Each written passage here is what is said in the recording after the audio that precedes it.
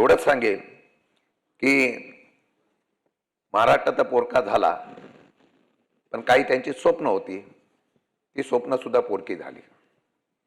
महाराष्ट्रामध्ये काही भविष्य काळातली समीकरणं घडवण्याच्या संदर्भामध्ये अनेक वेळा ते उपमुख्यमंत्री झाले. एक वेळा मुख्यमंत्री होण्याची संधी होती, थांबली. पण मुख्यमंत्री होण्याच्या बाबतीमधलं स्वप्न सुद्धा अधुरं राहिलं.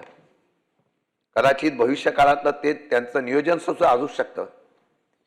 परंतु आज या सर्व स्वप्नाला पूर्तता करण्याच्या बाबतीमधली भूमिका आमच्यासारख्या कार्यकर्त्यांची असताना आज आमचा नेता गेला, त्याचं दुःख आहे. मी एवढंच सांगेल की महाराष्ट्राची आणि आमची सर्वांची न भरून निघणारे हानी या आदरणीय दादांच्या जाण्याने झालेली आहे. आपल्या सर्वांच्या भावना तेवढ्या त्यांच्याबद्दलच्या आहेत. नेत्रवहिनींचा उल्लेख झाला.